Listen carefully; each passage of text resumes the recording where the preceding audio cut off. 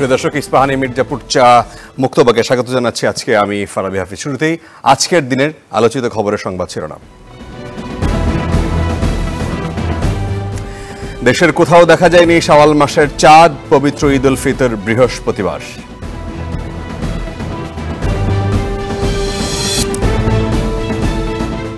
সব পথে ঘরমুখো মানুষের উপচে পড়া ভিড়, ৮ জেলায় সড়ক দুর্ঘটনায় ১৬ জনের মৃত্যু।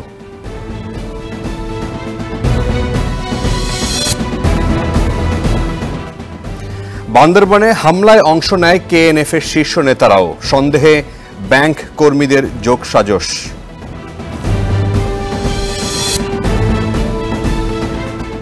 এবং এ মাসে মুক্তি পেতে পারেন জিম্মি ২৩ নাবিক, সমঝোতা চূড়ান্ত পর্যায়ে, দাবি সরকারের।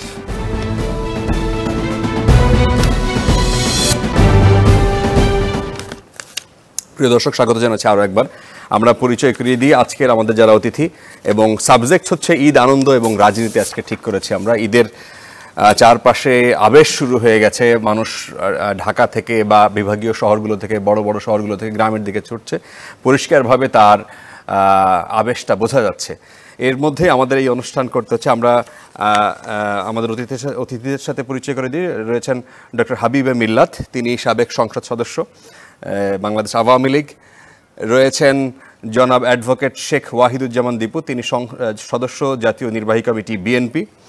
এবং স্টুডিওতে রয়েছেন জনাব রাজিকুজ্জামান রতন, তিনি সহ সাধারণ সম্পাদক বাসদ। আপনাদের তিনজনকেই স্বাগত জানাচ্ছি। ঈদের মধ্যে আসলে আনন্দ উদযাপন যেটি বলেন শুরু হয়ে গেছে, মানুষের মধ্যেও তোড়জোড় শুরু হয়ে গেছে। কিন্তু জাতীয় ইস্যুজ নিয়ে তো আসলে আমরা থেমে থাকার সুযোগ নাই, আলোচনা করতেই হবে, চালিয়ে যেতে হবে। আমরা শুরু করতে চাই ব্যাংক খাতে শৃঙ্খলা, আর্থিক খাতে শৃঙ্খলা ফিরিয়ে আনতে যে মার্জারের উদ্যোগ নেওয়া হয়েছিল, সেই জায়গাটি নিয়ে আমরা আলোচনা শুরু করতে চাই। আমরা দেখছিলাম যে 10টি ব্যাংক ইতোমধ্যেই একীভূতকরণের একটা প্রক্রিয়ায় তারা গেছেন, এবং আজকে আমি খবর শুনছিলাম যে Sonali Bank, BDBL, City Bank Basic, এবং আজকের যে খবরটা সেখানে আমরা একটু আগে আমি খবরটা দেখছিলাম যে এটা জানার পর যে সিটি ব্যাংকের সাথে বেসিক ব্যাংকের মার্জার হচ্ছে, এটা জানার পর সিটি ব্যাংকের আপনার শেয়ারের দাম কমে যাচ্ছিল আজকে। জনাব রাজিকুজ্জামান রতন, আপনাকে দিয়ে শুরু করতে চাই, কি বলবেন এইখানে? তার আগে আপনাকে একটা কার্টুন আমি একটু দেখিয়ে মনে করিয়ে দিতে চাই যে সিটি ব্যাংক ঢলে পড়ছে, অথবা তাকে ঢলে পড়তে বাধ্য করা হচ্ছে বেসিক ব্যাংকের উপরে, যে ব্যাংকের একটি পা নাই। আমরা জানি না, আমি এই মুহূর্তে এই কার্টুনটা আমি নিজেই ফেসবুকে দেখেছি। আমি দুঃখিত যে যিনি তৈরি করেছেন তার নাম কোনো সোর্সেই পাচ্ছিলাম না। তো এইটাকে আপনি কি হিসেবে দেখেন? এইটাকে আসলেই ব্যাংকিং খাতে আর্থিক শৃঙ্খলা ফিরিয়ে আনবে বলে আপনার মনে হয়? ধন্যবাদ। একটা দেশের রাজনীতি নিয়ে আমরা খুব বেশি আলোচনা করি, কিন্তু একটা দেশের যদি বলি ভিত্তিটা হচ্ছে তার অর্থনীতি, অর্থনীতির উপর দাঁড়িয়ে থাকে তো রাজনীতি। ফলে সাধারণভাবে রাজনৈতিক কিংবা রাষ্ট্রবিজ্ঞানের পরিভাষায় বলা হয় অর্থনীতি হচ্ছে ভিত্তি, তার উপরি কাঠামো হচ্ছে রাজনীতি। আবার রাজনীতি অর্থনীতিকে এমনভাবে প্রভাবিত করে যে রাজনৈতিক দর্শন দ্বারা অর্থনীতির যে মৌল কাঠামোগুলো সেগুলোকে কখনো কখনো বিপর্যস্ত করে ফেলা হয়। বাংলাদেশে তার অনেকগুলো দৃষ্টান্ত আমরা দেখেছি। এখন যদি আর্থিক খাতে তিনটা খুব গুরুত্বপূর্ণ দিক, একটা যদি বলি ব্যাংক খাত, একটা হচ্ছে পুঁজিবাজার, একটা হচ্ছে ব্যাংক বহির্ভূত আর্থিক প্রতিষ্ঠানগুলো। এই তিনটার ক্ষেত্রেই কিন্তু একটা মারাত্মক আর্থিক ঝুঁকির মধ্যে আমরা আছি। কীরকম? এখানে শৃঙ্খলা এবং সততা, শৃঙ্খলা নাই কর্মপদ্ধতিতে, আর সততা নাই যাদেরকে দায়িত্ব দেওয়া হয়েছে তাদের ক্ষেত্রে। যেমন এই যে আমরা কার্টুনটা দেখলাম যে সিটি ব্যাংকের ঠেলে দেওয়া হচ্ছে বেসিক ব্যাংকের দিকে, আর বেসিক ব্যাংকের একটা পা নেই। আচ্ছা, পাটা নেই কেন? সে কি জন্মসূত্রে একটা পা ছাড়া জন্মগ্রহণ করেছিল, নাকি কোনো কারণে তার পাটা অঙ্গচ্যুত বা দেহচ্যুত হয়েছে? তাহলে কি কারণে হয়েছিল সেই কারণটা দূর না করে যদি সিটি ব্যাংকের সঙ্গে একটা মার্জার করে দেওয়া হয়। মার্জার ইকোনমিতে খুব গুরুত্বপূর্ণ একটা শব্দ। মার্জার কিন্তু সবসময় হয় কীরকম, যে প্রায় কাছাকাছি দুটো প্রতিষ্ঠানের মার্জার হয়। না, আপনি যে প্রসঙ্গটা এই মুহূর্তে বললেন, বেসিক ব্যাংকের কথা তো বললেন, সেই জায়গায় আজকেই আমি একটি খবর দেখলাম পত্রিকায় যে তিনি কোথায়, আব্দুল হাই বাচ্চু 2009 সালে যখন, তার আগ পর্যন্ত তো সিটি ব্যাংকের শিল্প সচিব যিনি, তিনি ব্যাংকের চেয়ারম্যান হিসেবে দায়িত্ব পালন করতেন। 2009 থেকে এই প্রজ্ঞাপনটা জারি করার মাধ্যমে বেসরকারি খাতে একজন ব্যক্তি, তিনি হচ্ছেন এই ব্যাংকের চেয়ারম্যান হবে, এবং তার মতো করে তিনি যখন 2 দফায় 5 বছর দায়িত্ব পালন করলেন, ততক্ষণে তার নামে আমরা এখন পর্যন্ত কত কোটি টাকা দেখলাম আমরা 4,4200 কোটি টাকার মতো ওই ব্যাংক থেকে নাই। সেই ব্যাংকের 65% হচ্ছে আপনার খেলাপি ঋণ, যেটা আর তোলা যায় নাই। এবং তার নামে উল্টা দিকে দেখলাম যে 110 কোটি টাকা দিয়ে তিনি একটা বাড়ি কেনেন, 138 কাঠার জমি কেনেন বসুন্ধরার ভেতরে, এখানে এই সম্পদ সেখানে সেই সম্পদ, কিন্তু তাকে ধরা যায় না। আজকে পত্রিকায় দেখলাম তিনি কোথায়, তার খবর কেউ জানে না। ওই একটা ব্যঙ্গ করে বলছেন আব্দুল হাই কোথাও নাই, কিন্তু সব জায়গায় আছেন। এবং বিশেষ করে বেসিক ব্যাংকটাকে তো বলা হয় যে বেসিক ব্যাংকের সঙ্গে আব্দুল হাইয়ের নামটা এমনভাবে যুক্ত হয়ে আছে, আব্দুল হাই বাচ্চু, যে বেসিক ব্যাংকটা একদম খেয়ে ফেললেন একটা মানুষ। কেমন করে শুধু ভুল পরিকল্পনার মাধ্যমে না, দুর্নীতির মাধ্যমে এবং পৃষ্ঠপোষকতা পেয়েছেন তিনি, নানা ধরনের পৃষ্ঠপোষক পেয়েছেন। যেটা বলছিলাম যে এই মার্জারের যে প্রশ্নটা আসে, মার্জার আসলে কি যে আরও শক্তিশালী করবার জন্য দুটো কাছাকাছি প্রতিষ্ঠান তারা একীভূত হয়, আরও বড় প্রতিষ্ঠানে রূপান্তরিত হয়। এখানে কিন্তু আমরা নামটা দিয়েছি মার্জার, কিন্তু একজনের কাঁধে আরেকজনকে তুলে দিয়েছি।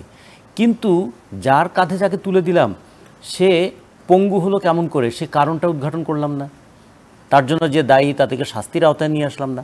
ফলে এরপর এরকম হবে যে যেই দেউলিয়া হবে সেই তখন কাঁধ খুঁজতে থাকবে যে কার কাঁধে গিয়ে সেও সওয়ার হবে।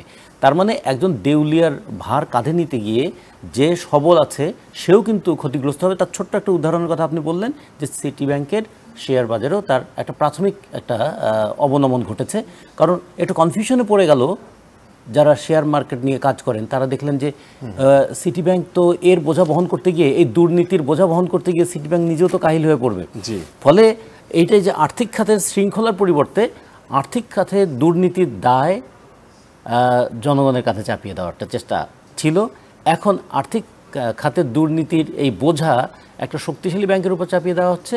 এবং শক্তিশালী ব্যাংকে, আসলে শক্তিশালী ব্যাংক মানে তো জনগণের আমানত, সে আমানতের উপরে একটা বাড়তি বোঝা আসছে। এর সঙ্গে ছোট্ট একটা জিনিস যুক্ত করে যদি দেই, যে শুধুমাত্র এই আর্থিক খাতের বিশৃঙ্খলা তা নয়, আমাদের এখন তো ধরছি যে মোট ঋণের 9% হচ্ছে খেলাফি ঋণ।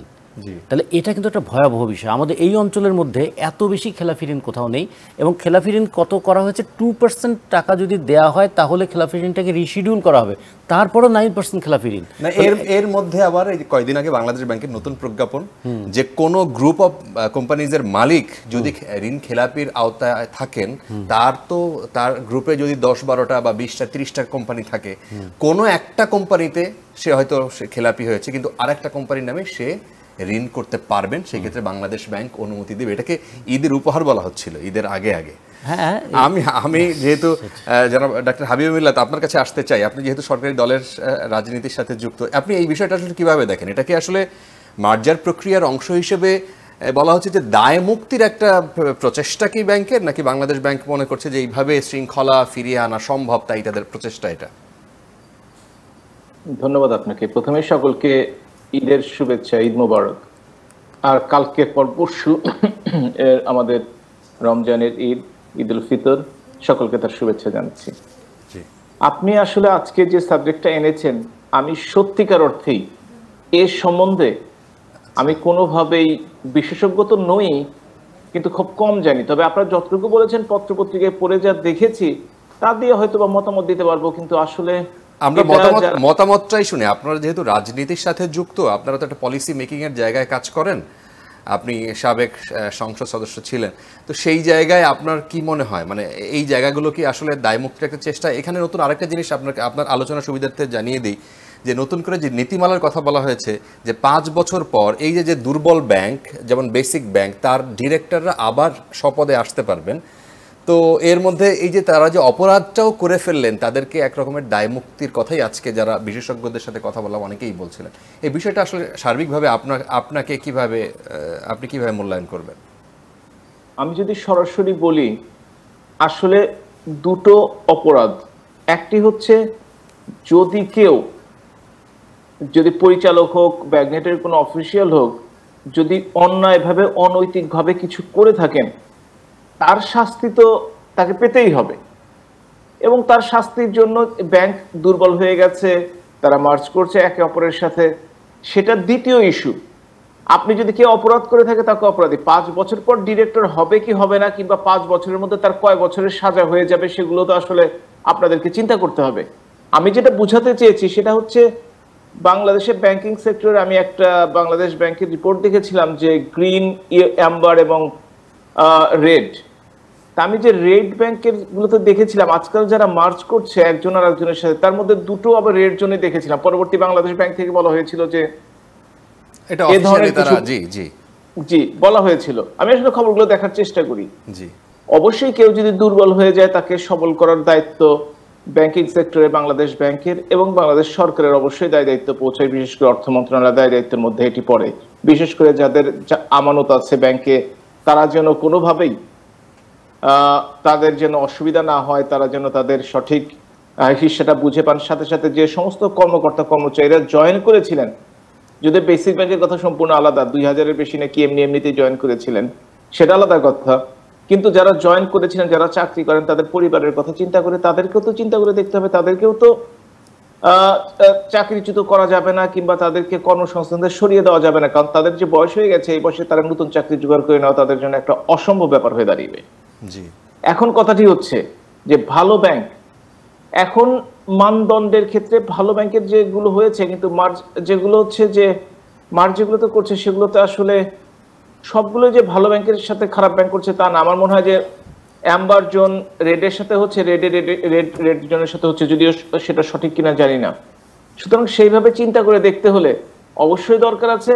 তবে আমার মতে যারা এই অপকর্মগুলো ঘটিয়েছে, অঘটনগুলো ঘটিয়েছে, তাদেরকে শুধুমাত্র পরিচালক পদ থেকে বাদ দিয়ে বা সরকারি চাকরি থেকে তাদেরকে ওয়ার্নিং দিয়ে এটাতে থেমে থাকলে হবে না। তাদেরকে অবশ্যই আইনের আওতায় এনে তাদেরকে শাস্তির ব্যবস্থা করতে হবে। সেইখানে সেই জায়গায় একটু সরকারি দলের একটু অনীহা দেখা যায় না? আপনার কি মনে হয়? সরকারি দলের সাথে আসলে এটার কোনো সম্পর্ক নেই। সম্পর্কটি আছে সরকারের সাথে, বিশেষ করে বাংলাদেশ ব্যাংকের সাথে, এবং যে ব্যাংকটির সাথে তারা যাচ্ছে সেই ব্যাংকটির। কারণটি হচ্ছে যে আওয়ামী লীগের তো এখানে কিছু নেই, আওয়ামী লীগ একটি দল, কিন্তু আওয়ামী লীগ দল যখন ক্ষমতায় আছে অবশ্যই তাদের এই ব্যাপারটি দেখতে হবে। এবং আওয়ামী লীগের চেয়ে সরকারের চেয়েও যেটি দেখতে হবে, আপনি দেখেন যে বাংলাদেশের যে মামলাগুলো হয়েছে, সেই মামলাগুলো যদি বিচার বিভাগীয় ভাবে সঠিকভাবে তারা যদি নিয়ে আসে, তাহলে কিন্তু সরকারের উপর দায়িত্ব চাপে না আসলে যারা এর দায়িত্বে আছেন, এবং যারা জালিয়াতির মাধ্যমে কাজগুলো করেছেন, ব্যাংকে যারা শূন্য খালি করে ফেলেছেন, তাদের প্রতি দায়িত্ব আছে না? দুর্নীতি দমন কমিশনের আছে, আইন আদালতের আছে, বিভিন্ন সংস্থার আছে, এমনকি বাংলাদেশ ব্যাংক তো দায়িত্ব এড়িয়ে যেতে পারে না। কিন্তু সাধারণত সরকারের সুনজরে যারা থাকেন তারাই তো এইসব ব্যাংকের পরিচালক হন। তারাই তো এই যে ঋণ খেলাপির যে তালিকা যদি প্রকাশ করা হয়, তাহলে তো হিউজ যে তালিকাটা আসে তার বড় অংশই যে ব্যবসায়ীরা এই দলের সাথে যোগসাজশ না বললেও যে এই যোগাযোগটা রাখেন, দেখা যাচ্ছে তাদের নামেই বেশি ঋণ খেলাপির অভিযোগটা রয়েছে। তো সেই জায়গায় কথাটি কিন্তু সেই ধরনের রিপোর্ট কিন্তু আজকে পর্যন্ত কোনো ব্যাংক থেকে বেরোয় নেই যে রাজনৈতিক সম্পৃক্ত কিংবা সরকারি দল সম্পৃক্ত লোকের সবচেয়ে বেশি ঋণ। দুই একজনের নাম পত্রিকায় এসছে, কিন্তু এই যে প্রায় যে সংখ্যাটি বলা হচ্ছে বিভিন্ন সময়, আসলে কোন সঠিক সংখ্যাটি বলা কঠিন, 1,45,000 কোটি কিংবা 3 লক্ষ কোটি, কোনটি আমি সঠিক জানি না। কিন্তু যে সংখ্যাগুলো বলা হোক না কেন, কখনোই কিন্তু রাজনৈতিক পরিচয়ে এগুলো করা হয়নি। যারা ব্যাংকে ম্যানেজ করতে পেরেছে, সে যে দলেরই হোক না কেন। আরেকটি কথা, এখন যাদের সম্বন্ধে কথা উঠছে, তারা তো যখন আওয়ামী লীগ সরকার ক্ষমতায় ছিল না, তখনও তো তারা ঋণ নিয়েছে, তখনও তারা মালিক হয়েছে, আমরা তাদের কথা শুনেছি। সুতরাং সরকার পরিবর্তন হলে তারাও যদি পরিবর্তন হয়ে যায়, তখন তাদেরকে অন্য দল বলা ঠিক কিনা সেটা আপনাদের বিবেচনা করে দেখতে হবে। ঠিক একই প্রশ্ন আমি জনাব অ্যাডভোকেট শেখ ওয়াহিদুজ্জামান দীপু আপনাকেও করতে চাই। আপনাকে ধন্যবাদ। একদিন পরে পবিত্র ঈদ, সকলকে ঈদের শুভেচ্ছা। অত্যন্ত ব্যথা ভরা যন্ত্রণাদায়ক হৃদয় নিয়ে এবার আমাদের সামনে, আমরা যারা রাজনৈতিকভাবে বিএনপি এবং বিরোধী অবস্থানে চলমান সরকারের, তাদের সকলের জন্যেই হাজার হাজার লাখো লাখো নেতাকর্মী মামলায়, হামলায়, গ্রেপ্তার, জেলখানায়, সাজাপ্রাপ্ত কারণে, এবং একটি বৃহত্তম রাজনৈতিক দলের সর্বাপেক্ষা এই দেশের জনপ্রিয় নেত্রী, দেশমাতা, দেশনেত্রী বেগম খালেদা জিয়া মিথ্যা মামলায় কারাগারে, আমাদের প্রিয় নেতা তারেক রহমান দেশে আসতে পারছেন না, তার পরিবার দেশে আসতে পারছে না।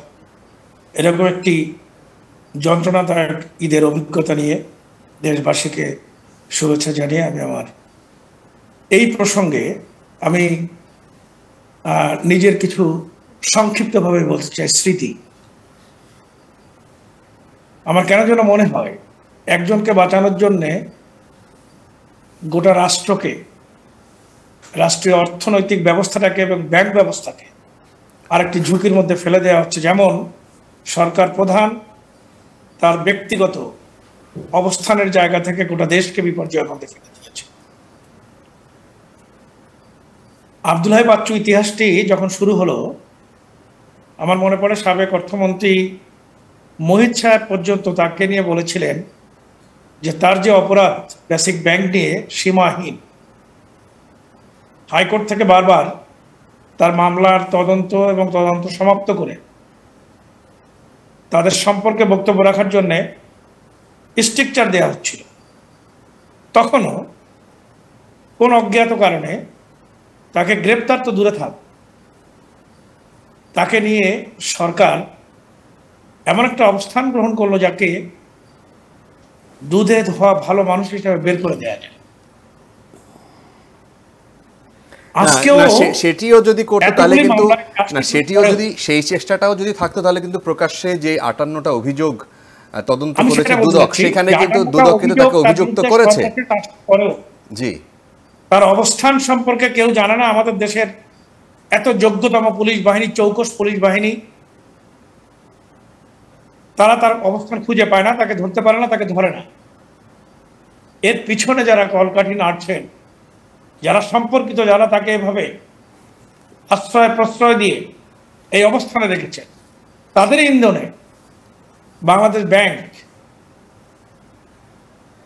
দায় মুক্তি দেওয়ার আরেকটি কৌশলের মধ্য দিয়ে ব্যাংক ব্যবস্থাটাকে, অর্থনৈতিক ব্যবস্থাটাকে ধ্বংসের মুখোমুখি করছেন কিনা এ ব্যাপারে আমি যথেষ্ট সন্দেহ করি। কারণ আব্দুল হাই বাচ্চুকে যখন জেলা পরিষদ চেয়ারম্যান সে ছিল, তার দুর্নীতি, আমি বাগেরহাটের মানুষ, সেই অঞ্চলের মানুষ, এবং দুর্ভাগ্যজনকভাবে আমাদের স্কুল জীবনের একটা পর্যায় পর্যন্ত আমরা একসাথে পড়াশোনাও করেছি। আমার এমন কোনো মন্তব্য করা ঠিক হবে না যাতে সেটা এমনভাবে আসতে পারে যে আমি পরিস্থিতিগতার জায়গা থেকে বলছি। বাস্তবতা হলো জাতীয় পার্টি আমলে তার সম্পর্কে যে কথা ছিল, তার থাকার কথা যেখানে, বরং সে আওয়ামী লীগ আমলে এসে আরো বেশি পুরস্কৃত হলো। জেলা পরিষদ চেয়ারম্যান থেকে যে ব্যাংকের চেয়ারম্যান হয়ে গেল বেসিক ব্যাংকে, এবং সেই দুর্নীতির জায়গা থেকে সে নিজেকে এখান থেকে অভিজ্ঞ করে, বা ব্যাংকে যেও তার সেই শাণিত অভিজ্ঞতা দিয়ে এত বেশি দুর্নীতি করেছিল, তারপরেও তাকে আজ পর্যন্ত কিছু বলা হয়নি। এটি কেন, কাদের ইঙ্গিতে, কোন শক্তির ইঙ্গিতে এটা হচ্ছে? সেই শক্তি আজকে তার দায় মুক্তি সহ ওই জাতীয় কিছু শ্রেণীর মানুষের দায় মুক্তির জন্য গোটা ব্যাংক ব্যবস্থাকে এবং অর্থনৈতিক ব্যবস্থাকে আজ প্রশ্নবিদ্ধ নয়, বিপজ্জনক একটা জায়গায় নিয়ে গিয়েছে বলে আমার মনে হয়।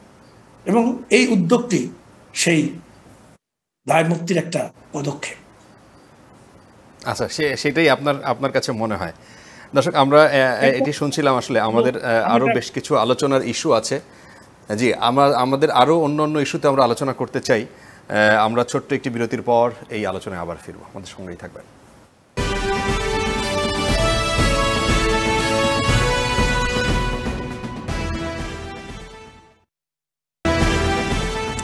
দর্শক, ইস্পাহানি মির্জাপুর চা মুক্তবাকে আরও একবার স্বাগত জানাচ্ছি। ফারাবি হাফিজ।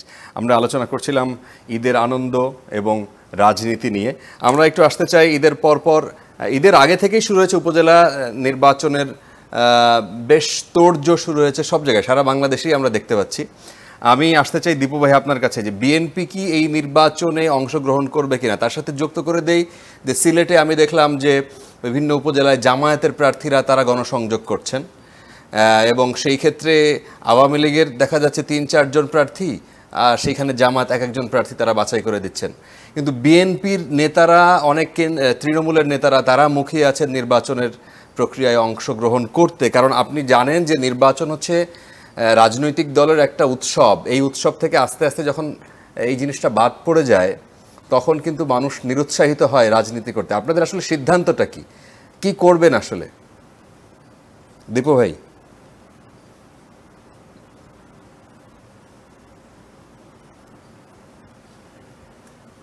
দীপু ভাই শুনতে পাচ্ছেন?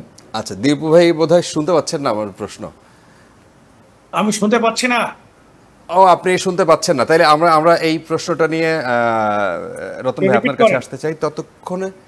আচ্ছা, আপনি কি এখন শুনতে পাচ্ছেন দীপু ভাই? হ্যাঁ, এখন শুনতে পাচ্ছি। আচ্ছা, আপনার কাছে প্রশ্ন ছিল যে এই যে উপজেলা নির্বাচন, সেখানে বিএনপির আসলে অবস্থানটা কি? আপনাদের তৃণমূলের নেতারা অনেকে মুখিয়ে আছেন, জামায়াতের নেতারা অনেক জায়গায় গণসংযোগ করছেন এবং তারা নির্বাচনে অংশগ্রহণ করবেন বলে মনে করা হচ্ছে। বিএনপির অনেক নেতা এখন আসলেই মুখিয়ে আছেন, তারা এই আনন্দ থেকে, এই উৎসব থেকে আস্তে আস্তে কত আর তারা স্যাক্রিফাইস করবেন। আপনাদের আসলে কেন্দ্রীয় সিদ্ধান্ত কি? আমরা এখন পর্যন্ত যেটা জানি এটা খুব পরিষ্কার, এই সরকারের অধীনে বাংলাদেশে কোনো নির্বাচন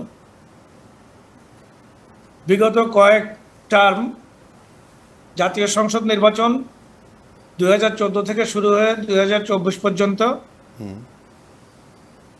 কোন মানুষ ছাড়া বিনা ভোটের নির্বাচন 2014, দিনের ভোট রাতে 2018। আচ্ছা, আপনাকে একটু উপরের অংশ আমরা দেখতে পাচ্ছি না, আপনি একটু পেছনে সরে গেলে মানে আপনার চেহারা নিয়ে, দীপু ভাই আপনার চেহারার অর্ধেক দেখা যাচ্ছে, আপনি একটু পেছনে সরে গেলে। হ্যাঁ হ্যাঁ, জি, ঠিক আছে।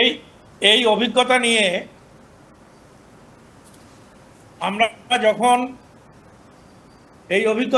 আমরা যখন নির্বাচনে যাব না বলে সিদ্ধান্ত গ্রহণ করেছি, এই সরকারের অধীনে কোনো নির্বাচনেই আমরা যাব না, এবং এটা না যাওয়ার যৌক্তিক কারণ হিসাবে আমরা জাতীয় সংসদ নির্বাচন থেকে শুরু করে সর্বনিম্ন পর্যায়ে ইউনিয়ন পরিষদ, এমনকি school managing committee, college managing committee, বাজার কমিটি, ঘাট কমিটি, হাট কমিটি, এর সব কমিটি যেখানে যেখানে নির্বাচনের একটা সংস্কৃতি ছিল, সমস্ত নির্বাচনী সংস্কৃতি এই সরকার তাদের শেষ করে দিয়ে এমন একটা পর্যায়ে তৈরি করেছে, তারা যেটা চায়, যে টিম চায় সেই টিমকে তারা প্রশাসনকে ব্যবহার করে, এবং যেখানে যেখানে নির্বাচন, তার মানে কি আপনারা আবারও আওয়ামী লীগকে ওয়াক ওভার দিবেন নাকি? এই সরকারের অধীনে কোনো নির্বাচনে না যাওয়ার সিদ্ধান্তে এখনো বিএনপি অটল, এবং বিএনপি সে জায়গা থেকে এখনো কোনো ধরনের নতুন অবস্থান গ্রহণ করেছে বলে আমার জানা নেই। তার মানে আপনারা আবারও ওয়াক ওভার দিচ্ছেন সরকারকে? এটা ওয়াক ওভারের প্রশ্ন নয়, সরকার তো ইতিমধ্যে একটা নতুন ফাঁদ পাতার কৌশল অবলম্বন করেছিল। তারা ঘোষণা করেছে যে এবার আর কোনো মনোনয়ন দেওয়া হবে না, কোনো প্রতীক দেওয়া হবে না, নির্বাচন হবে বিনা প্রতীকে।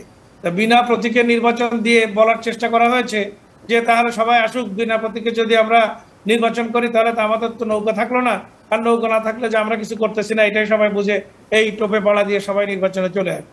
কিন্তু তাদের এই প্রক্রিয়া যে কতটুকু ষড়যন্ত্রমূলক, এবং এই প্রক্রিয়া যে সমস্ত জায়গায় তাদের লোক সেট করে দিয়ে তাদেরকে দিয়ে তাদের চুজেন প্রার্থীকে উঠিয়ে নিয়ে আসার আর একটা আইওয়াস, এটা আমরা বুঝি। আর এটা বুঝি বলে আমরা মনে করি তাদের কোনো কথাতেই এই দেশের জনগণ বিশ্বাস করে না, আর জনগণ বিশ্বাস করে না বলেই তারা এই দেশের কোনো নির্বাচনে এই সরকারের অধীনে যাওয়ার ব্যাপারে আগ্রহী নয়। তাহলে তৃণমূলের নেতারা, যারা তৃণমূলের নেতাকর্মীরা যারা এখন সক্রিয় হতে পারছে না, এই নির্বাচনে অংশগ্রহণ করলে তারা হয়তো সক্রিয় হতে পারতেন, তারপরে অনেকেই জনপ্রতিনিধি হতে ইচ্ছুক। সক্রিয় হওয়ার মতো কোনো রাজনৈতিক পরিবেশ কি বাংলাদেশে বিদ্যমান আছে? আপনার কি মনে হয় একটা পবিত্র ঈদের সময় এই যে আজকে আমাদের হাবিবুর নবী খান সোহেলের মেয়ের যে কান্না, আমাদের ছাত্র নেতাদের, আমাদের বিভিন্ন দলীয় বিভিন্ন পর্যায়ের নেতাদের, কর্মীদের, যারা ঈদকে সামনে রেখেও কয়েকদিন আগেই গত 28 তারিখের পরে অনেকগুলো সাজানো মামলার আসামি হাইকোর্ট থেকে যারা বেল নিয়ে যারা আসছিল, এবং ঈদের ঠিক আগে রোজার মধ্যে তারা কোর্টে সারেন্ডার করেছিল, আশা করেছিল যে তাদেরকে এই সময় বিনা অপরাধে তাদেরকে, যেহেতু মামলায় দেওয়া হয়েছে, হাইকোর্ট জামিন দিয়েছে, তাদেরকে জামিন দিয়ে দেবে, লোয়ার কোর্টগুলো তাদেরকে হাজতে দিয়ে দিচ্ছে। দেখেন অনিন্দ ইসলাম অমিত সহ আমাদের যশোরের 51 জন নেতা। এই মামলাটি এমন একটা ধরনের মামলা যে মামলায় আমার মনে হয় 3য় শ্রেণীর ম্যাজিস্ট্রেট কোর্ট থেকে এতে জামিন হয়, এরপরেও তারা জামিনে রয়েছে হাইকোর্ট থেকে। তারা সেশনসের দেওয়া হয়েছে, ডাইরেকশন দেওয়া হয়েছে অ্যাপিয়ার করার জন্য, সারেন্ডার করেছে, তাদেরকে হাজতে দিয়েছে। এখন একটা রাজনৈতিক দলের সমস্ত কর্মীরা যদি মামলায় ঝোলানো থাকে, সমস্ত কর্মীরা যদি গ্রেপ্তার আতঙ্কে থাকে, সমস্ত কর্মীরা যদি কারাগারের ভিতরে থাকে, সমস্ত কর্মীরা যদি মিথ্যা মামলার সাজা দণ্ড প্রতাপ ধারী নিয়ে চলতে থাকে, তাহলে তাদের পক্ষে নির্বাচনে সক্রিয় হওয়ার মতো চিন্তা ভাবনা তারা করে না। এবং বিএনপি যে নির্বাচনে সক্রিয় হওয়ার কোনো চিন্তা করে না, এটা বিএনপির সকল তৃণমূল থেকে উচ্চ পর্যায়ের নেতাপড়া পর্যন্ত সকলেই একই জায়গায় অবস্থান এবং শক্ত অবস্থানে তারা আছে। আচ্ছা, ডাক্তার হাবিবুল মিল্লাত, আপনার কাছে আসতে চাই, এই নির্বাচন কেন্দ্রিক দেখা যাচ্ছে কোন জায়গায় আওয়ামী লীগ নিজেদেরকে সামলাতে পারছে না। 3, 4 জন, 5 জন, 7 জন প্রার্থী অনেক জায়গায় তারা নির্বাচন করবেন বা তারা গণসংযোগ করছেন এবং অভ্যন্তরীণ তাদের মধ্যে মারামারি কোন দল লেগে আছে। আপনি নিজেও যেহেতু সিরাজগঞ্জের মানুষ, আচ্ছা, আপনারা সেটি দূর থেকে দেখবেন। আর জনাব ডাক্তার মিল্লাত, আপনার কাছ থেকে আমরা দেখবো কি, আমাদের এখানে ভূমিকা তো নাই কিছু, তারা নিজেরা যেটা তৈরি করেছে, তারা আমাদেরকে সরিয়ে দেওয়ার জন্য, বিরোধী রাজনৈতিক দলগুলোকে সরিয়ে দেওয়ার জন্য, বাংলাদেশ থেকে সমস্ত বিরোধী রাজনৈতিক অবস্থানকে নিশ্চিহ্ন করে দেওয়ার জন্য তারা নিজেরা ঘরের মধ্যে বসে নিজেদের দলকে অসাংগঠনিক ভাবে, নিজেদের দলকে অগণতান্ত্রিক প্রক্রিয়ায়, নিজেদের দলকে তাদের সংবিধান পরিপন্থী ভাবে দলের বাইরে নির্বাচনে অংশগ্রহণ করার লাইসেন্স দিয়ে আমরা আবার আসবো। ডাক্তার মিল্লাত, যে প্রশ্ন যে আপনাদের নিজেদের মধ্যে প্রতিযোগিতামূলক করতে মন্ত্রী এমপিরা যেই সব প্রার্থীদেরকে মনোনয়ন প্রকাশ্যে না দিলেও তারা অনেকেই সমর্থন দিচ্ছে। আমরা আসবো দীপু ভাই, আপনার কাছে আবার আসবো। ডাক্তার মিল্লাত, আপনি এই বিষয়ে কি বলবেন? আমার মনে হয় দীপু ভাই মনে হয় শুনতে পাচ্ছেন না। একটা পরীক্ষিত রাজনৈতিক দল দুদিন পরে বুঝতে পারবে। দীপু ভাই মনে হয় শুনতে পাচ্ছেন না, সে চলে যাচ্ছে।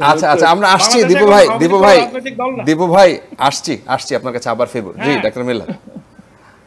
জি ঠিক আছে ডাক্তার মিল্লাত বলুন। জি, প্রথমত, যে কোনো গণতান্ত্রিক দেশে নির্বাচন একটি প্রক্রিয়া, যার মাধ্যমেই তারা জনপ্রতিনিধি নির্বাচন করেন। সেটা জাতীয় সংসদ হতে পারে, স্থানীয় সরকার নির্বাচন হতে পারে, এবং সেটাই উচিত।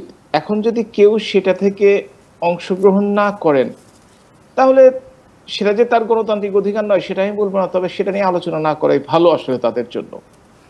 যিনি যে কাজটি করবেন না, তিনি যদি সেই কাজটি করবেন না এই কারণেই যে তিনি সেই কাজটি করতে চাচ্ছেন না, বা করার জন্য সামর্থ্য বা যোগ্যতা তার আছে কিনা সেটা বিবেচনা করতে হবে। আজকে মনে হয় একটা পত্রিকায় দেখছিলাম, জাতীয় পত্রিকায়, সমকাল সম্ভবত, যদি ভুল না করে থাকি, যে এ পর্যন্ত উপজেলা নির্বাচনে জামাতের 100, বিএনপির 200, তারা স্পষ্টভাবে উল্লেখ করেছে যে 550-র মতো প্রায় উপজেলা রয়েছে নির্বাচনে অংশগ্রহণ করছে। আমি জানি না, তারা নিশ্চয়ই সারা বাংলাদেশের খোঁজ খবর নিয়ে কাজটি করেছে। আসলে ব্যাপারটি হয়েছে যে আপনি যখনই কোনো কথা ওঠে তখনই কিন্তু স্থানীয় সরকার নির্বাচন নিয়ে কিন্তু কেউ কোনো কথা বলছে না। একটু আগে দীপু ভাই বলছিলেন নির্বাচন শুনলেই ওনারা জাতীয় সংসদ নির্বাচনের সমালোচনা করেন, কিন্তু স্থানীয় সরকার নির্বাচন, এই উপজেলা নির্বাচন, ইউনিয়ন পরিষদ নির্বাচন, কিংবা জেলা পরিষদ নির্বাচন, পৌরসভা নির্বাচন, এগুলো কিন্তু স্থানীয় প্রভাব প্রতিপত্তি অনেক বেশি কাজ করে, দলীয় সমর্থন কাজ করে অবশ্যই। আপনি চিন্তা করে দেখেন যে ইতিমধ্যেই আওয়ামী লীগের পক্ষ থেকে যেমন জাতীয় সংসদ নির্বাচনে বলা হয়েছিল স্বতন্ত্রদের একটা সুযোগ দেওয়া হয়েছিল, এবং সেখানে 62 জন স্বতন্ত্র কিন্তু জিতে এসেছেন এবং তারা নৌকাকে হারিয়ে এসেছেন, যদিও তারা আওয়ামী লীগের লোক। কিন্তু একটা ব্যাপার খেয়াল রাখতে হবে, সেটি হচ্ছে যে তারা কিন্তু নেতৃত্বের প্রতি, বিশেষ করে কেন্দ্রীয় নেতৃত্ব এবং জননেত্রী শেখ হাসিনার প্রতি তাদের আস্থা কিন্তু অবিচল। স্থানীয়ভাবে বড় দল হলে ছোটখাটো মনোমালিন্য, ছোটখাটো পছন্দ অপছন্দ থাকে, কিন্তু যখন আওয়ামী লীগের কথা বলা হয়, আওয়ামী লীগের নেতৃত্বের কথা বলা হয়, তারা কিন্তু সকলেই, সেই স্বতন্ত্র বলেন আর যারা নৌকা নিয়ে ইলেকশন করেছেন, সকলে কিন্তু একটা জননেত্রী শেখ হাসিনার নেতৃত্বের প্রতি। এইটা হচ্ছে আওয়ামী লীগের শক্তি। না, কিন্তু এখন প্রশ্ন হচ্ছে উপজেলা নির্বাচন নিয়ে আপনারা আসলে ঘর সামলাতে পারছেন না, মন্ত্রী এমপিরা তারা হস্তক্ষেপ করছে, তারপরে আপনারা সাংগঠনিক ব্যবস্থা সেইভাবে হুঁশিয়ারি দেওয়ার পরও অনেক জায়গায় সেটা পারছে না আওয়ামী লীগ। সে বিষয়টা আসলে কতটা সত্য? আপনারা যদি পত্রপত্রিকা, আমি তো প্রতিদিন দেখি, এটাই মাধ্যম আসলে জানার জন্য, কিন্তু সেটা কিন্তু মাত্র 10-12টি বা 20-25টি জায়গায় হয়েছে। নির্বাচন কিন্তু হবে প্রায় 480টির মতো উপজেলায়, আমি যদি ভুল না করে দিয়ে থাকি, কমপক্ষে 480টি উপজেলা। সুতরাং এটুকু 481টি উপজেলা, তাহলে তো এই কারণে এটা তো হতেই পারে। আরেকটি কথা, শুধু এমপি মন্ত্রী নয়, যারা যে এলাকায় প্রভাবশালী নেতা রয়েছেন, সেটা হতে জেলা পর্যায়ে হতে পারে, উপজেলা পর্যায়ে হতে পারে, কেন্দ্র পর্যায়ে হতে পারে, তারা চান তাদের কাছের প্রার্থী, সবাই তাদের কাছের, কিন্তু তাদের একটু বেশি কাছের প্রার্থী যেন জিতে আসে, তারা সেটা চেষ্টা করে যাচ্ছেন। কিন্তু হাইকমান্ড থেকে সুনির্দিষ্ট নির্দেশনা দেওয়া হয়েছে যে যে ইচ্ছা করে আওয়ামী লীগ থেকে নির্বাচনে অংশগ্রহণ করতে পারবে এবং জনপ্রিয় ক্যান্ডিডেটের জন্য জিতে আসে সেই ব্যাপারে আস্থা প্রকাশ করা হয়েছে, আমাদের পার্টির সাধারণ সম্পাদক বলেছেন। সুতরাং কারো নির্বাচনে অংশগ্রহণ করতে তো বাধা নেই। আর এটাতেও যাদেরকে সমর্থন করছেন তাদের জনপ্রিয়তাও যাচাই হয়ে যাবে যে তারা যদি ক্যান্ডিডেট দেন তারাই যে জিতে আসবে, তারও কিন্তু গ্যারান্টি এখন পর্যন্ত দেওয়া যায় না। সুতরাং আমরা মনে করি যে এটার মাধ্যমে দল আরো শক্তিশালী হবে, দলের কেন্দ্রীয় নেতৃত্ব বিশেষ করে মাননীয় প্রধানমন্ত্রী জননেত্রী শেখ হাসিনার হাত আরো শক্তিশালী হবে। এবং আপনারা যে বলছেন 2-3 জন ক্যান্ডিডেট দাঁড়ালে জাতীয় জামাত কিংবা বিএনপি দাঁড়ালে কোনো সমস্যা সৃষ্টি হয়, তাদের যে বর্তমান অবস্থা সাংগঠনিক, তাতে তাদের জিতে আসার সম্ভাবনা খুবই কম। এই জন্য কিন্তু তারা নির্বাচনে যায় না। তারা বুঝতে পেরেছে যে নির্বাচনে গেলে, এত কথা বলে গেলাম, জাতীয় পার্টি অনেক কিছু করে নির্বাচনে গেল, কিন্তু তারা কিন্তু তাদের সিটগুলো ধরে রাখতে পারে নাই। সেই জায়গায় ক্ষমতাসীন দলের প্রতি অনেক ধরনের অভিযোগ তাদের ছিল, তাদের মামলা হামলা, তাদের ইয়ে দিতে না পারা, অনেক ধরনের অভিযোগ ছিল। বাংলাদেশ নয়, আমাদের আশেপাশের দেশগুলোর মধ্যে একটি দেশের নাম বলেন যেটিতে নির্বাচনের আগে মামলা হামলা থাকে না বা বিরোধী দলের প্রতি মামলা হামলা থাকে না। আওয়ামী লীগের কথাই ধরেন না কেন, 75 বছর বয়সী একটি দল 50 বছর সরকারের বাইরে ছিল। এই 50 বছরে হামলা মামলা খুন রাহাজানি থেকে শুরু করে সকল কিছু পাল্লাই আওয়ামী লীগ করেছে, কিন্তু যখন আওয়ামী লীগ চেয়েছে তখনই ঘুরে দাঁড়িয়েছে। কিন্তু অন্য দলগুলো যারা বিএনপি বা তার সমমনা দলগুলো, তারা কিন্তু না, কিন্তু এই বিএনপির যে অভিযোগ যে এত বছরে এই ধরনের অবস্থা কোনো সময় তৈরি হয় নাই, এই যে তারা 30, আপনাকে একটা উদাহরণ দেই, এত নেতাকর্মীকে এইভাবে জেলে পুরে যেটা আপনি শুনছেন। জি, হাবিবুর রহমান, যিনি জাস্টিস হাবিবুর রহমান, যিনি তত্ত্বাবধায়ক সরকার প্রধান ছিলেন, তিনি সেই 3 মাসে 40,000-এরও বেশি নেতাকর্মীকে কারাগারে পাঠিয়েছিলেন বিভিন্ন অপকর্মের কারণে। তাদের অধিকাংশই কিন্তু সেই ভাষায় রাজনৈতিক কর্মী। তারপরে কিন্তু একটা সুন্দর নির্বাচন হয়েছে এবং সেই নির্বাচনে কিন্তু প্রধান বিরোধী দল দুটি, আওয়ামী লীগ সরকারি দল হয়েছে, তখন কিন্তু একক সংখ্যাগরিষ্ঠতা পায়নি। এবং বিএনপি আপনার মতে এই 7 জানুয়ারির নির্বাচন একটা সুন্দর নির্বাচন হয়েছে? এখন পর্যন্ত এই নির্বাচন সম্বন্ধে কোনো আদালতে কিন্তু মামলা হয়নি। এখন পর্যন্ত এই নির্বাচন সম্বন্ধে টকশো এবং প্রেস কনফারেন্স ছাড়া আর লিফলেট বিতরণ ছাড়া কিন্তু কোনো আন্দোলন আমরা দেখিনি। এখন পর্যন্ত কিন্তু নির্বাচন কমিশনের উদ্দেশ্যে কোনো লিখিতভাবে কিছু জমা দেওয়া হয়নি। সুতরাং যারা বলে তাদেরকে তো প্রমাণ করতে হবে। আমি বলে দিচ্ছি, পাকিস্তানে নির্বাচন হলো কয়েকদিন আগে, আমি ওই কথাই যাবই না, শুধু বলবো রেজাল্টে তারা একজন সেই তাদের ডকুমেন্টগুলো জোগাড় করে কোর্টে দাখিল করেছে এবং পরাজিত প্রার্থীকে পরবর্তীতে বিজয়ী ঘোষণা করা হয়েছে। বাংলাদেশের রাজনীতি চলে মুখের কথায়, একজন আর একজনকে কথা দিয়ে ঘায়েল করতে চায়, কিন্তু রাজনীতির মাঠে উপস্থিত থেকে যে কাজটি করে প্রমাণ সংগ্রহ করে সেটি আদালতে আনা, সেটি জনসমক্ষে প্রকাশ করা, আজকে পর্যন্ত কিন্তু কোনো দল পারেনি বা করার চেষ্টাও করেনি। এই কথা দিয়ে কিন্তু আর যাই হোক কোনো কাঙ্ক্ষিত ফল আমরা একটু রতন ভাইয়ের কাছ থেকে শুনি। রতন ভাই, একটু বলবেন যে এই যে এক দল তারা প্রার্থীদের সামাল দিতে পারছে না, অনেক প্রার্থী মাঠে, তারাও প্রতিযোগিতামূলক নির্বাচনের কথা এখন বলছে, আর এক দল তারা মাঠেই থাকবে না, আপনি বিষয়টা কিভাবে দেখেন? আসলে এর আগে বলেছিলাম যে অর্থনীতি এবং রাজনীতি হাত ধরাধরি করে চলে, যদিও অর্থনীতি ভিত্তি, আবার রাজনীতি অর্থনীতিকেও নিয়ন্ত্রণ করে। ঠিক তেমনি এবার রাজনীতি দিয়ে নির্বাচনী ব্যবস্থাটাকেও কীভাবে নিয়ন্ত্রণ করা যায় সেটা আমরা দেখছি। নির্বাচন হচ্ছে গণতান্ত্রিক ব্যবস্থার অঙ্গ, কিন্তু অঙ্গটাই প্রধান হয়ে যাচ্ছে, গণতন্ত্রটা নাই হয়ে যাচ্ছে, এরকম একটা বিষয় দাঁড়িয়ে যায়। যেমন 481টা উপজেলায় নির্বাচনের জন্য 4 ধাপে নির্বাচনের কথা বলা হয়েছে। প্রথম ধাপে 8ই মে, দ্বিতীয় ধাপে 21শে মে, তৃতীয় ধাপে 29 মে এবং চতুর্থ ধাপে 5ই জুন, এটা সরকার ডিক্লেয়ার করেছে। কিন্তু এই নির্বাচনের আগে দেখুন যে ক্ষমতাসীন দল আওয়ামী লীগ তার মতো করে কিন্তু সমস্ত কিছু সাজিয়ে ফেলছে। একবার তারা বলেছিল যে দলীয় প্রতীক দিয়ে স্থানীয় নির্বাচনগুলো হবে, এবার তারা দেখলেন জাতীয় নির্বাচনে যেহেতু 62 জন দলীয় প্রতীকের বিপক্ষেই তাদের দলেরই স্বতন্ত্র নির্বাচিত হয়েছে, এবার যেন সেই জটিলতাটা না হয় এই জন্য বললেন এবার কোনো প্রতীকই দেওয়া হবে না। তার মানে এটা পাবলিকলি এ বিষয়ে মেসেজটা গেল যে সরকার যেমন করে চাইছে তেমন করেই নির্বাচনটাকে সাজাতে চান।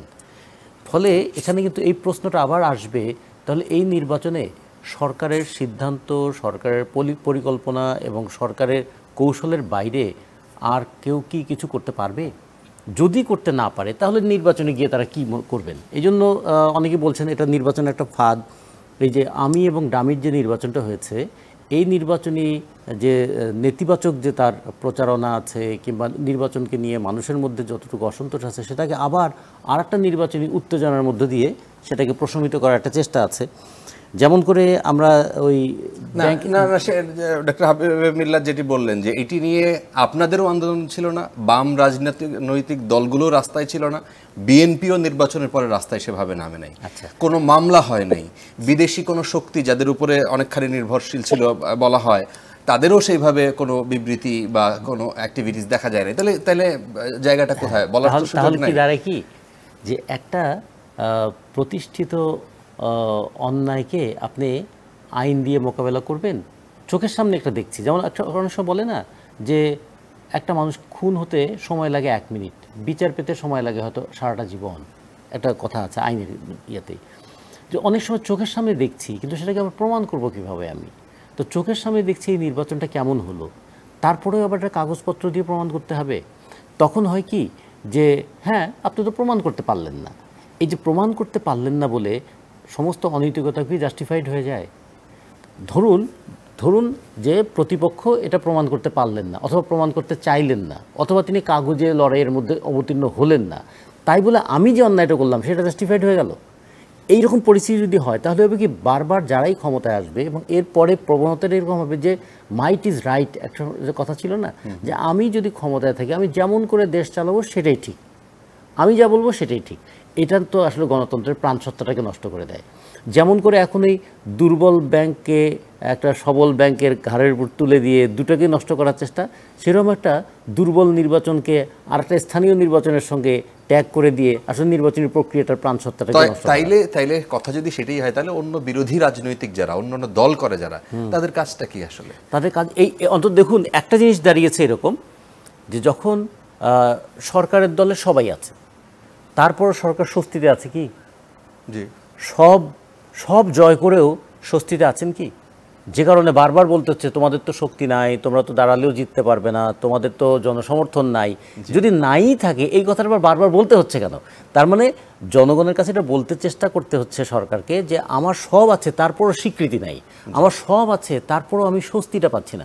তার মানে গণতান্ত্রিক ব্যবস্থার এটাও একটা বিষয়। দেখুন, একদম প্রতিপক্ষহীন পরিস্থিতিতে পড়েও ওই যে I am the monarch of all I survey একসময় বলছে না, সব দিকে তাকালে আমি শুধু আমাকেই দেখতে পাই, তারপরে কিন্তু মনের মধ্যে কী যেন একটা আশঙ্কা জাগে, আসলে কি আমি শক্তিমান নাকি আমি সবার উপেক্ষার সম্মুখীন হলাম। তো এই জায়গায় খেয়াল করতে হবে গণতন্ত্রের যে মূল বিষয়টা ছিল যে জবাবদিহিতা, গণতন্ত্রের মূল বিষয়টা ছিল যাচাই বাছাই করা। জবাবদিহিতা নাই বলে ব্যাংক খাতগুলো কোন জায়গায় চলে গেছে, আর যাচাই বাছাইটা নাই বলে নির্বাচন ব্যবস্থাটা কোথায় চলে গেছে। তো গণতন্ত্রের দুইটা জায়গা, জবাবদিহিতা এবং যাচাই বাছাই, দুইটাকেই যখন দুর্বল করে দেওয়া হলো, তখন হয়তো এই যে একটা দেশ চলবে, তারপরেও পৃথিবীর কোনো কোনো দেশ আছে এরকম যে 41 বছর ধরে একটা সরকার ক্ষমতায় ছিলেন, কিন্তু এর মানে এই নয় যে সে দেশে গণতন্ত্র ছিল। সেই উদাহরণ তো কথায় কথায় আওয়ামী লীগ সিঙ্গাপুরের কথা বলে, তারা টানা 31 না 33 বছর লীগ ওয়ান। মিশরের হোসনে মোবারক 41 বছর ছিলেন, হ্যাঁ, কিন্তু সেটা তো কোনো গৌরবের উদাহরণ নয়। আর আপনি যদি সিঙ্গাপুরের লীগ ওয়ানের কথা দেখেন, সিঙ্গাপুর লীগ ওয়ানের কথাটা দেখেন, সিঙ্গাপুর রাষ্ট্রটা কতটুকু। মালয়েশিয়া থেকে কেটে একটা ছোট্ট গ্রামকে একটা দেশে রূপান্তরিত করা হলো কেন? যাতে ওই অঞ্চলে সাম্রাজ্যবাদীদের একটা ঘাঁটি তৈরি করা যায়। ফলে সেই সিঙ্গাপুরকে গড়ে তুলবার জন্য দেশি বিদেশি বিনিয়োগ এমন ছিল যে ওই বিনিয়োগটা ওই অঞ্চলটাকে সমৃদ্ধ করে তুলেছে। এটা একটা বলবো যে ইনজেক্ট করা হয়েছে বাইরে থেকে টাকা, এবং করা হয়েছে একটা সামরিক পরিকল্পনা থেকে, সাগরের উপর নিয়ন্ত্রণ প্রতিষ্ঠা থেকে। ফলে সিঙ্গাপুর কিন্তু একটা ন্যাচারাল স্টেট না, কিন্তু সেই জায়গাও তো একটা পলিসির ব্যাপার। রাজনৈতিক নেতা হিসেবে লি কুয়ান ইউ যে জায়গাটায়, তার জায়গাটায় তিনি যে ধরুন সিঙ্গাপুরের চাইতে আপনি ভালো উদাহরণ নিয়ে আসতে পারবেন মালয়েশিয়া। মালয়েশিয়া একটা বিশাল দেশ, সেই দেশটাকে মালয়েশিয়া তার উন্নয়ন এবং মাহাথির একাকার হয়ে গিয়েছিল না, কিন্তু সেই মাহাথির 93 বছর বয়সে এসে তার দল জামানত হারালো, তিনি জামানত হারালেন এবং একটা লজ্জাজনক বিদায় নিতে হলো তাকে। তাহলে মাহাথির এবং মালয়েশিয়া তো একাকার হয়ে গিয়েছিল, সেই মাহাথির এইরকম লজ্জাজনক পরাজয় বরণ করতে হলো কেন? তার মানে শুধু গায়ের জোরে ক্ষমতায় থাকলে কিন্তু জনগণের মনটা জয় করা যায় না, এটাও তো আমরা দেখতে পেলাম। আচ্ছা, আমি আবার একটু দীপু ভাইয়ের কাছে আসতে চাই। ডক্টর মিল্লাত বলছিলেন যে আপনারা আসলে এখন নির্বাচনে না আসার মূল কারণ আসলে আপনারা বিভিন্ন ছুতো দিচ্ছেন, মূল ঘটনা আপনারা নির্বাচনে আসলে টিকবেন না, জনপ্রিয়তার যে মাপকাঠি আছে সেই জায়গায় আপনাদের প্রার্থীরা আসলে সেখানে কমপ্লিট করতে পারবেন না। আমি কিন্তু মিল্লাত ভাইয়ের এই কথাটার সাথে সম্পূর্ণ একমত যে আমরা নির্বাচনে আসলে জিততে পারবো না, এটা আমরা জানি। আচ্ছা, এখন উনি যে কারণে জিততে পারবেন না ব্যাখ্যা করেন, এটা উনি নিজে বিশ্বাস করেন কিনা এটা হচ্ছে কথা, ওনার দল এটা বিশ্বাস করে কিনা এটা হচ্ছে কথা। কোনটা? একটা দেশে নির্বাচন যখন অনুষ্ঠিত হয়, নির্বাচন পরিচালনা করার জন্য নির্বাচন কমিশন থেকে গ্রামের আনসার ভিডিপি পর্যন্ত যারা নির্বাচনী দায়িত্বে থাকে, জি, এর প্রতিটি প্রতিষ্ঠানকে যখন একটি সরকার তার সরকার দলীয় হুকুমের আওতায় নিয়ে আসে এবং তারা সকলেই সেই কাজটি করে, তখন সেই প্রশাসনিক কাঠামোর অধীনে নির্বাচনে জয়লাভ করা কোনো রাজনৈতিক দলের পক্ষে সম্ভব কি না এর যথেষ্ট প্রমাণ এই দেশে বিভিন্ন সময় রাখা হয়েছে এবং গত কয়েকটি নির্বাচনে বাংলাদেশে সারা পৃথিবীতে এটা প্রমাণিত হয়েছে। যেমন কিছুক্ষণ আগে মিলাদ ভাই তার বক্তব্যের মধ্যে বলতেছিলেন যে 7 জানুয়ারির নির্বাচনের পরে কোনো মামলা হয় নাই, 7 জানুয়ারি নির্বাচনের পরে কোথাও কোনো আনুষ্ঠানিক অভিযোগ করা হয় নাই। অভিযোগ করবো কার কাছে? যে দেশের অ্যাপিলেট ডিভিশনের বিচারপতিরা বক্তৃতা করে বলেন আমরা শপথবদ্ধ রাজনীতিবিদ, এবং এরপরে একটি রাজনৈতিক দলের স্লোগান দেন। যে দেশে বিচারকরা ন্যায় বিচারের নামে জামিনযোগ্য ধারার আসামিকে গ্রেপ্তার না হাজতে দিয়ে দেন, সর্বোচ্চ আদালতে তাদের জামিন না দিয়ে তাদেরকে আটক রাখার আদেশ দিয়ে দেন, আবার দেখা যায় সেই একই মামলায় সরকারের নির্দেশে ম্যাজিস্ট্রেট কোর্ট থেকে, জজ কোর্ট থেকে তাদের জামিন হয়ে যাচ্ছে, একই মামলায়, যে মামলায় মহামান্য হাইকোর্ট থেকে তারা রিজেক্ট করে দিয়েছেন সরকারের নির্দেশে, আবার সরকারের নির্দেশে লোয়ার কোর্ট থেকে সেই আসামিকে জামিন দিয়ে দেওয়া হচ্ছে। এটা আমাদের অভিজ্ঞতা, আমাদেরকে দেওয়া হয়েছে। সেই দেশে বিচার বিভাগ কি অবস্থায় আছে, শাসন বিভাগ এর প্রতিটি স্তর কি অবস্থায় আছে, পুলিশ প্রশাসন বলেন, সিভিল অ্যাডমিনিস্ট্রেশন বলেন, নির্বাচন কমিশন বলেন, এর প্রতিটি স্তর যেভাবে দলীয়করণ করা হয়েছে এবং একটি দলের দলদাস হিসাবে তারা কাজ করছেন, সেই দেশে একটি রাজনৈতিক দলের পক্ষে নির্বাচনে গিয়ে জয়লাভ করা যে সম্ভব নয় এটা আমরা জানি, এবং জানি বলেই এই প্রহসনের নির্বাচনে, এই বিনা ভোট ছাড়া নির্বাচনের ঘোষণায় অথবা তাদের ইচ্ছা মতো, দেখেন না বার এই অ্যাসোসিয়েশন গুলোকে কি করলো, একের পর এক প্রতিটি বার অ্যাসোসিয়েশন লুটপাট করে নিয়ে যায়। বার অ্যাসোসিয়েশন আগে এগুলো এই ট্র্যাডিশনটা ছিল না, সেখানেও ঢুকে পড়েছে, নিজেরা আবার গোলযোগ করে একজনে দাঁড়াচ্ছে, তার প্রতিপক্ষ হয়ে আরেকজন ওই দলের মধ্যে থেকে দাঁড়াচ্ছে, আবার দাঁড়ায় গোলযোগ করে নাটক করে নির্বাচনের ফলাফল তারা ছিনিয়ে নিয়ে যাচ্ছে, ঘটনাগুলো ঘটতেছে। সেখানে নির্বাচনে যাওয়ার, কিন্তু আপনাদেরও যারা ডেডিকেটেড নেতাকর্মী তারাও তো ডিমোরালাইজড হচ্ছে, তারাও তো এই নির্বাচন প্রক্রিয়া কোন ব্যাপারে, জি, তাদের মরালটা কত, এত কিছুর পরেও কত শক্ত আছে, এত মামলার পরও একজন মানুষের বিরুদ্ধে 490টা মামলা। শুনেছেন কোনোদিন একজন রাজনৈতিক নেতার বিরুদ্ধে 490টা মামলা? 280টা মামলা, 342টা মামলা, 115টা মামলা, 80টা মামলা, 70টা মামলা, 75টা মামলা। তার মানে প্রতিদিন তাকে কোর্টে যেতে, হাজিরা দিতে, না গেলে গ্রেপ্তারি পরোয়ানা ইস্যু করে দেয়। এই মানুষগুলো এখন পর্যন্ত একটা রাজনৈতিক দলের পক্ষে তাদের রাজনৈতিক কর্মকাণ্ড পরিচালনা করে যাচ্ছে। এই নেতাকর্মীগুলো এখন পর্যন্ত সেই রাজনৈতিক দলের ছত্রছায়ায় তাদের নেতৃত্বের সকল কমান্ড বিনা প্রতিবাদে মেনে ঐক্যবদ্ধ থেকে রাজনৈতিক আন্দোলন করে যাচ্ছে এই দেশের মানুষের গণতান্ত্রিক অধিকার, ভোটাধিকার ফিরিয়ে আনার জন্য। এটা কি একটা মানুষের মোরাল ভেঙে যাওয়ার প্রমাণ, না একজন মানুষের মোরালকে আরো শক্তিশালী শানিত করার প্রমাণ? আমি মনে করি ডাক্তার মিল্লাত যেটি বলছিলেন যে তারা আনুষ্ঠানিক, বাংলাদেশের বিএনপি একটি রাজনৈতিক দলে রূপান্তরিত হয়েছে, যে রাজনৈতিক দল যে কোনো শক্তিকে মোকাবেলা করার ক্ষমতা রাখে, আর আওয়ামী লীগ ক্রমাগতভাবে একটি ভগ্ন রাজনৈতিক দলে পরিণত হচ্ছে, যার অতীত ইতিহাস ছিল অনেক উজ্জ্বল। এই রাজনৈতিক দলটি ভবিষ্যতে, আচ্ছা, আপনার বক্তব্য বোঝা গেছে। আমরা ডক্টর মিল্লাত আপনার কাছেও একটু ছোট করে জানতে চাই যে এর প্রেক্ষিতে আপনি কি বলবেন, এবং একই সাথে যে তারা যে আনুষ্ঠানিক কোথাও অভিযোগ করবেন সেই জায়গাটাও তারা এখন ভরসা পান না? প্রথমে তো হচ্ছে অভিযোগটি করতে হবে, ভরসার কথাটি তো পরে। তারা বলতে পারেন অভিযোগ করেছিলাম, প্রমাণ দেখিয়েছিলাম, কাজ হয়নি। এটাও তো তাদের জন্য একটা ভালো কিছু হতো। আসলে সত্যিকার অর্থে অকর্মণ্য নেতৃত্ব, অদূরদর্শী নেতৃত্বের জন্য তাদের এই অবস্থা। পৃথিবীর কোনো আন্দোলন ইতিহাসে পড়ে দেখবেন যে তারা সর্বোচ্চ পর্যায়ে, অর্থাৎ অবরোধ, হরতাল, পরে অসহযোগ, অসহযোগের পরে তো আর কোনো আন্দোলন, তখন তো একটা অভ্যুত্থানের মতো চলে যায়, সবাই অসহযোগ করা শুরু করে দিয়েছে। তারপরে নির্বাচন হয়ে গেল, হঠাৎ করে নেমে তারা একদিন কালো পতাকা মিছিল, তার আগের দিন লিফলেট বিতরণ। বলেন নেতাকর্মীরা তাদের প্রতি আস্থাটা পাবে কিভাবে নেতৃত্বের উপর? আরেকটি কথা, সেটি হচ্ছে যে না, সেটি করতে সেই আন্দোলন কর্মসূচি পালন করতে তো পুলিশ তাদেরকে দাঁড়াতে দেয় নাই, পুলিশ তাদেরকে অনুমতি দেয় নাই। পুলিশ দাঁড়াতে দেয় নাই। বাংলাদেশের ইতিহাসে স্বাধীনতা পরবর্তী না পূর্ববর্তী কালের কথাও বলি, কোন বিরোধী দলকে, তর্কের খাতিরেই বলি এই সময়ের কথা সহ, যে কোন বিরোধী দলকে সরকারি দল দাঁড়াতে দিয়েছে? আরে বিএনপির সময় তো তাদের নির্বাচিত রাষ্ট্রপতি বি চৌধুরীকেও পুলিশ ধাওয়া করেছে, তাদের দলের নেতাকর্মীরা ধাওয়া করেছে, সেটাও তো আমরা দেখেছি। সেটা তো নিজের দলের মধ্যে, সেটা বাদই দিলাম। আওয়ামী লীগকে দাঁড়াতে দিয়েছে, হাজার হাজার নেতাকর্মীকে হত্যা করেছে, গুম করেছে, খুন করেছে, তারা জেলে দিয়েছে, দেশপ্রেমিক সেনাবাহিনীর সদস্যদের মার্শাল ল করে হত্যা করেছে। কোন সময়টাতে নেই, আমি শুধু জিয়া রহমানের কথা বলছি না, জিয়া এরশাদের কথা বলছি, তার পূর্ববর্তীকালে সব সরকারের কথাই বলছি। এখন সেই জন্য যদি রাজনীতির কোনো সিদ্ধান্ত নিতে না পারেন, তাহলে এটা রাজনৈতিক দল হিসেবে থাকবে নাকি রামকৃষ্ণ মিশন হয়ে যাবে, সেটা তাদের সিদ্ধান্তের ব্যাপার। আচ্ছা, আপনাকে ধন্যবাদ। আমাদের হাতে সময়, তাদেরকে মাঠে থাকতে হবে, সময় একদম কম। রতন ভাই, আপনি যদি এই বিষয়ে যুক্ত করতে চান, দুইজনের কথাই শুনলেন। আজকে একটা ঐতিহাসিক দিন আমরা পার করলাম, 10 এপ্রিল। 1971 সালের এই 10 এপ্রিল আমাদের স্বাধীনতার ঘোষণাপত্র জারি করা হয়েছিল, এবং সেখানে বলা হয়েছিল আমরা সাম্য, সামাজিক ন্যায় বিচার এবং মানবিক মর্যাদা প্রতিষ্ঠা করার জন্য একটা মুক্তিযুদ্ধে অবতীর্ণ হয়েছি। আজকে 52 বছর পরে আমরা দেখেন নির্বাচন নিয়ে কথা বলি, ব্যাংক ব্যবস্থা নিয়ে কথা বলি, আর্থিক ব্যবস্থা নিয়ে কথা বলি, সবচেয়ে বড় কথা মানুষের মানবিক মর্যাদার জায়গাটা কোথায়? ফলে আমরা যদি 52 বছর পরে দেখি যে এই দিনে 10 তারিখে আমরা আলোচনা করছি যে উপজেলা নির্বাচনে অংশগ্রহণ করবে কি করবে না।